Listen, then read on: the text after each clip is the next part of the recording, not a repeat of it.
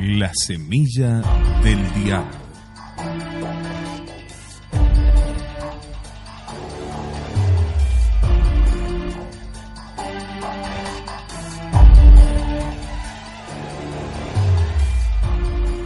Continuaremos ahora hablando de las grandes conquistas de los primeros siglos del Islam. Es un hecho incontrovertible que los musulmanes ocuparon principalmente tierras y pueblos que hasta entonces habían sido cristianos, lo cual no significa que la destrucción del cristianismo fuese total, como bien lo señala Vittorio Messori. Dice él: en Egipto quedó un resto no despreciable de vida cristiana entre los coptos. Tampoco en Asia fue completa la desaparición.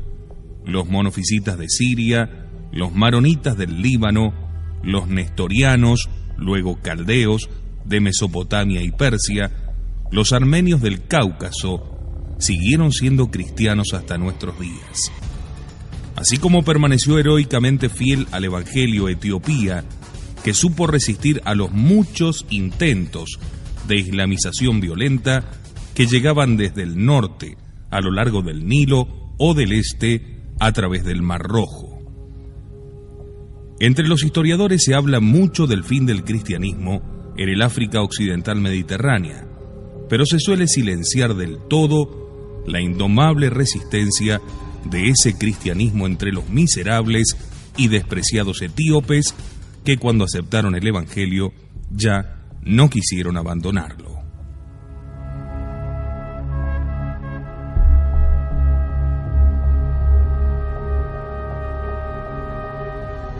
Indudablemente lo que dice Messori es cierto. Sin embargo, no deja de llamar la atención la rapidez, la extensión y la perdurabilidad de las conquistas.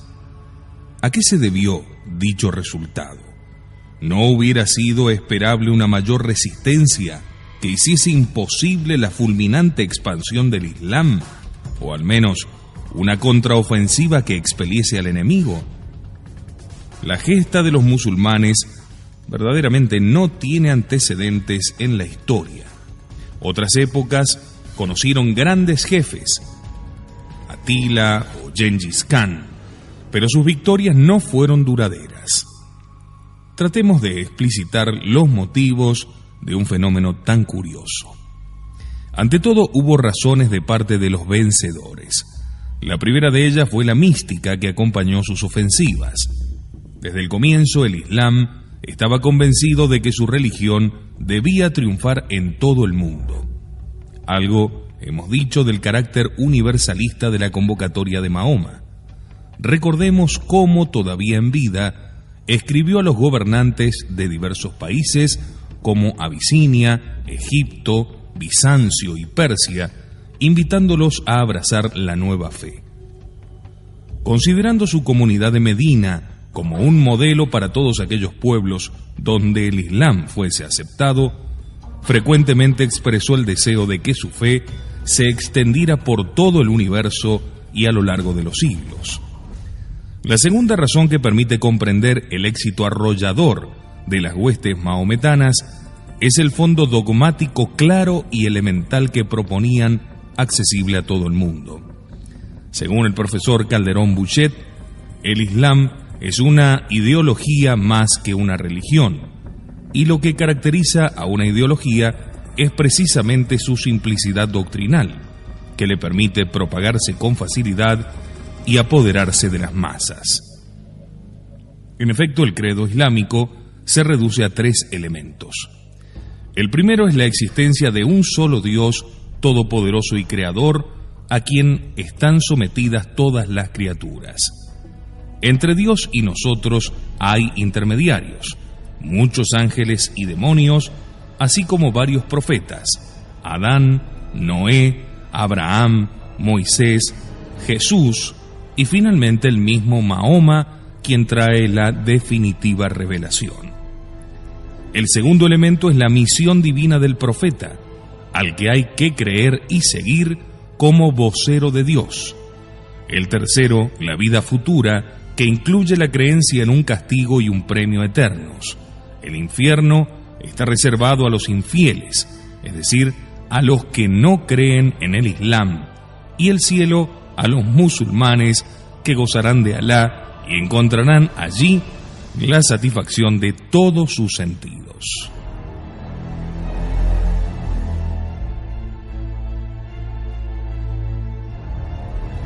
Juntamente con una dogmática tan sucinta, el Islam ofreció una moral igualmente sencilla, que por lo demás no contraría demasiado las pasiones. Un misionero decía: se necesitan 3 días para hacer un musulmán, se necesitan 3 años de catecumenado para prepagar un pagano al bautismo cristiano. A las pocas normas existentes añádanse ciertas prescripciones y preceptos que dan alguna satisfacción al espíritu instintivamente religioso de la gente, como por ejemplo la justificación de la guerra santa contra los infieles, a lo que se une la perspectiva del ulterior botín.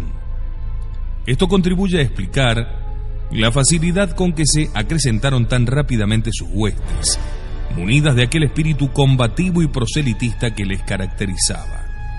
Pronto los que hasta entonces no habían sido sino hordas beduinas se transformaron en tropas fuertemente organizadas, con una espléndida infantería y una temible caballería ligera, provistas de armas de guerra que copiaron de Bizancio y de Persia y dirigidas por excelentes jefes militares obedecidos ciegamente.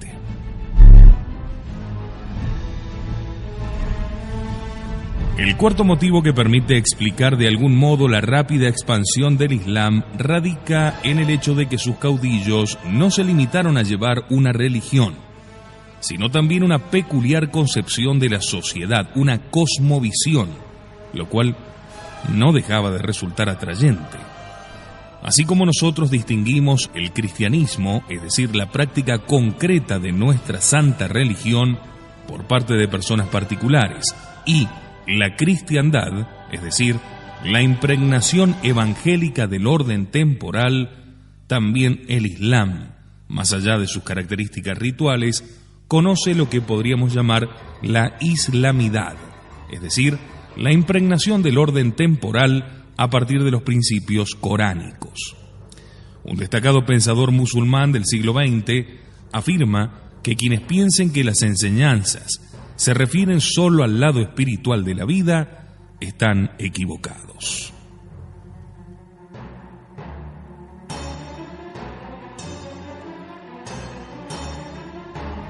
El Islam es una ideología. El Islam es un culto. El Islam es un hogar y un estado, un espíritu y un trabajo, un libro y una espada. Esto es todo cierto, solo que, a diferencia de nosotros, casi no diferencian lo público de lo privado, lo sagrado de lo profano, a tal punto que lo religioso queda como absorbido por lo político. Iglesia y Estado no son instituciones separadas o separables, son una misma cosa. El Islam con minúscula, es decir, el núcleo religioso, es lo mismo que el Islam con mayúscula, que es su expresión en el orden temporal. Por eso los jerarcas musulmanes desconfían del ascetismo, entendido como una interiorización de lo religioso, por el peligro de que encierre al hombre en su subjetividad, distrayéndolo de actuar en las estructuras políticas y sociales. El Islam no es solo la fe en un único Dios y la oración y la limosna. Quienes así piensan proyectan sobre el Islam su propia mentalidad cristiana. El Islam es una totalidad sociopolítica, cultural y religiosa. La mezquita no es un templo musulmán. No es solo lugar de oración, es también el lugar de los debates políticos. El califa no es un papa, es también quien encarna el poder político.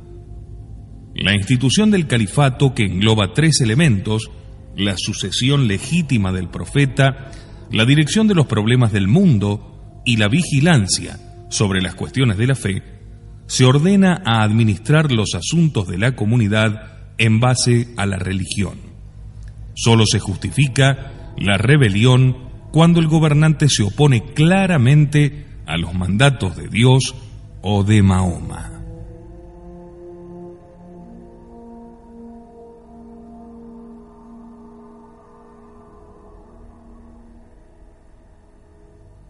Lo que pasa en el ámbito de la política se reitera en el orden de la cultura.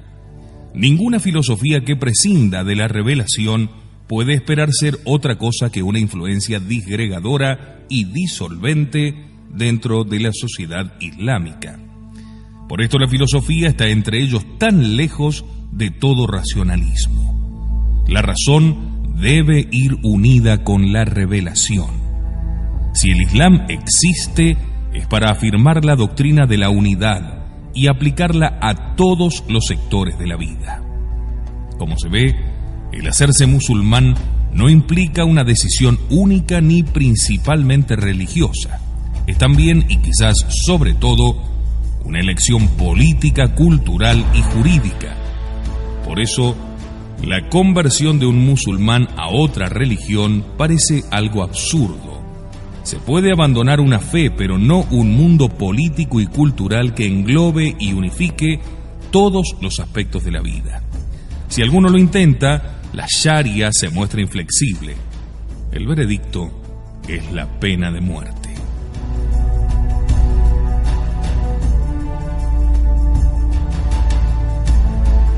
Naturalmente que esta cosmovisión tan unitaria y englobante se diferencia, como ya lo hemos señalado, de la del cristianismo, que distingue adecuadamente entre el ámbito sagrado y el ámbito profano, el ámbito religioso y el ámbito político, el ámbito de la fe y el ámbito de la razón, si bien luego de haberlos distinguido, los coordina adecuadamente, salvando la jerarquía. Con todo, pensamos que dicha vertebración de ambos niveles en el mundo musulmán no habrá dejado de resultar realmente atrayente para los pueblos conquistados por el Islam. Finalmente, la lengua común, que poco a poco se fue extendiendo a todas las regiones ocupadas, sirvió para desalentar la resistencia. El idioma árabe, especialmente en su forma escrita, constituyó un vehículo privilegiado de transmisión cultural y religiosa. La ideología común parecía pedir una lengua común. Los conversos cuyo origen no era árabe aprendieron el idioma que se les imponía para poder leer el Corán y también para celebrar el culto. Los judíos de España usaron el árabe en filosofía, en ciencias y en poesía. Tales fueron los motivos por los que el Islam pudo imponerse rápidamente sobre buena parte del mundo cristiano. Si consideramos el asunto desde el punto de vista de los vencidos, también allí encontraremos explicaciones del derrumbe casi total de la cristiandad. La primera es la situación en que se encontraban los pueblos de la región mediterránea, todavía debilitados por las invasiones de los bárbaros, así como divididos en grupos e incluso enfrentados por guerras prolongadas. La escasa resistencia que encontraron los invasores se explica en segundo lugar por la situación en que se hallaba la sociedad desde el punto de vista religioso. Los inacabables debates teológicos y las ulteriores escisiones habían logrado erosionar profundamente la unidad social de los cristianos. La pervivencia de los nestorianos, de los monofisitas y de los arrianos, así como el fastidio de los católicos ortodoxos por el apoyo de los emperadores de Constantinopla que le brindaban a los nuevos herejes monoteletas, todo ello contribuyó a que los árabes encontraran un enemigo dividido y fatigado. Frente a las complicaciones de las luchas doctrinales, especialmente cristológicas, que tanto dividían al pueblo cristiano, el Islam se presentaba como algo monolítico, con un credo tan sencillo e indiscutido que parecía especialmente hecho para ser aceptado. Acertadamente se ha señalado que precisamente en las zonas de mayores debates doctrinales, la nueva religión era recibida más rápidamente, acabándose por mirar con simpatía a estos señores, aunque negasen el dogma trinitario o la divinidad de Jesucristo. Por eso en no pocas regiones de Siria, de Egipto, del Asia Menor, del norte de África, los habitantes del lugar manifestaron más bien satisfacción cuando se vieron libres de la opresión bizantina. Máxime que la política de los árabes fue siempre comenzar mostrando benevolencia con los vencidos. En la zona de Siria o Irak, donde los pueblos eran de origen y lengua árabes, fue todavía más fácil para los musulmanes que la gente transfiriese su fidelidad de los emperadores a la nueva clase dirigente.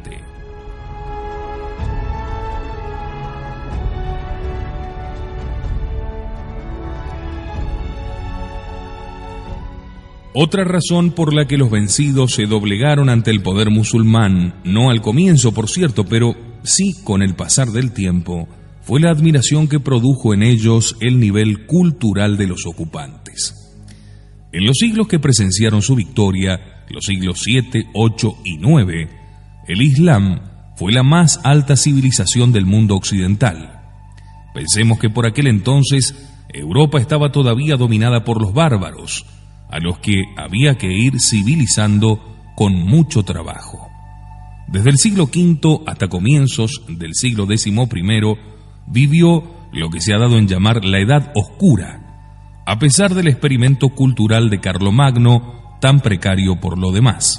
En cambio, la cultura islámica pronto se comenzó a destacar por su esplendor, riqueza y poderío, así como por un conocimiento superior de las ciencias prácticas y ciencias aplicadas. Es cierto que mientras la sede del califato estuvo en Damasco, durante los primeros 100 años de la historia del Islam, las intrigas y los asesinatos estuvieron a la orden del día. Pero cuando subió al poder la dinastía de los Abásidas, que reinaría durante tanto tiempo sobre el mundo mahometano, con su capital en Bagdad, el esplendor de su cultura asombró a todos los contemporáneos. Por lo demás, los mahometanos no destruyeron lo que encontraron como lo habían hecho algunos grupos bárbaros. No exterminaron a aquellos que se negaban a aceptar el islamismo. Eran demasiado poco numerosos para poder gobernar por la sola fuerza e incluso desconocían el arte de la política. Sus nuevos súbditos, cristianos en la mayoría, pudieron conservar no solo la misa, los sacramentos, las tradiciones cristianas, sino también la civilización grecorromana. Se ha llegado a decir que el islamismo fue durante mucho tiempo el custodio de la antigua cultura grecorromana.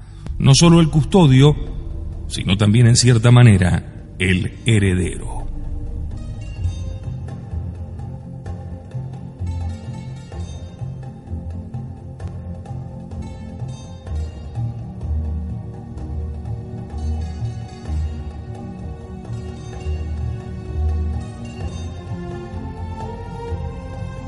Una última razón que podemos señalar para explicar la rápida aceptación de los invasores por parte de los vencidos fue la situación económica que aquellos encontraron en las regiones conquistadas, sobre todo en la zona mediterránea.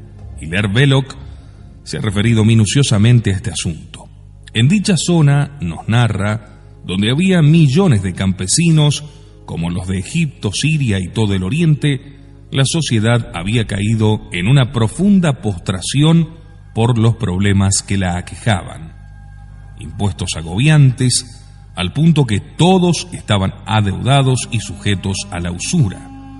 Un sentimiento de opresión se había ido generalizando, de modo que el islamismo llegó en el momento preciso y bajo la forma de un amplio e inmediato alivio. Por decisión de los recién llegados, si los deudores admitían que Mahoma era el profeta de Dios y que la nueva enseñanza tenía por consiguiente autoridad divina, inmediatamente se les perdonaban las deudas, dejaban de ser deudores. Una figura del anticristo. Lo mismo hará cuando venga a gobernar. No en vano el islamismo era una nueva forma de temporalismo, de búsqueda de prosperidad material. Refiriéndose a ello, un gran pensador español, Francisco Canals Vidal, ha destacado su entronque con el judaísmo, filiación a la que ya nos hemos referido. Él escribe: el islamismo fue en su origen un movimiento religioso político en la más estricta unidad y confusión de ambas dimensiones, heredero de las esperanzas y de los sentimientos del judaísmo orientado hacia un mesianismo terrenal. La nueva religión hizo suyos los anhelos más profundos del judaísmo para tratar de cumplirlos sin esperar ya ningún Mesías futuro. Si siguieron profesando un mesianismo terrenal, no era el verdadero mesianismo del Antiguo Testamento, sino el que propiciaba el judaísmo ebionita, que buscaba la implantación del reino en este mundo con una cierta actitud de revancha contra el helenismo y la dominación romana. El Islam será la adopción por los árabes de este impulso semítico de revancha religiosa contra los griegos y contra el imperio infiel, la revancha ebionita de la que hablaba Renan. Bien concluye Canals: aquello que Dios tenía preparado para Israel y que éste rechazó fue dado a los gentiles, a los cristianos, a la iglesia. Aquello que Israel esperaba erróneamente de Dios para sí, el poder terrenal y político, fue dado a los descendientes de Agar e Ismael, al Islam. Sea lo que fuere de la teoría de Canals, consideramos que esta presentación de una religión temporalista, capaz de solucionar los problemas del hombre, no pudo dejar de mostrarse altamente atractiva a los pueblos conquistados y agobiados de deudas, lo que ofrece una razón más de su rapidísima difusión, sobre todo en las zonas de habla griega.